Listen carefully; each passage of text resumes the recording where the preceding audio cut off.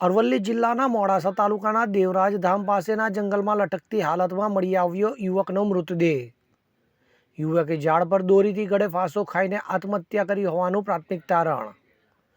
તો મૃતક યુવક 24 વર્ષીય પરપ્રાંતીય ઉત્તર પ્રદેશના હમીરપુર હોવાનું આવ્યું સામે। પરપ્રાંતીય યુવક દેવરાજ ધામ પાસેના જંગલમાં ગળે ફાંસો ખાઈને જીવન ટૂંકાવ્યું। ઘટનાની જાણ થતાં ટાઉન પોલીસે તાત્કાલિક દોડી આવી સ્થળે। તો મોડાસા ટાઉન પોલીસે ઘટનાસ્થળે પહોંચી તપાસ ધરી હાથ। તો ઘટના સ્થળ પરથી મૃતક યુવકની બેગ પણ એક મળી આવી। તો ઘટનાને પગલે સ્થળે લોકોના ઉમટી પડ્યા ટોળે ટોળા। હવે જુઓ દેશ દુનિયાની તમામ ખબરો તમારી આંગળીના ટેરવે। ઉઠાવો મોબાઈલ અને ગૂગલ પ્લે સ્ટોર પરથી ડાઉનલોડ કરો અમારી CN24 ન્યૂઝ મોબાઈલ એપ।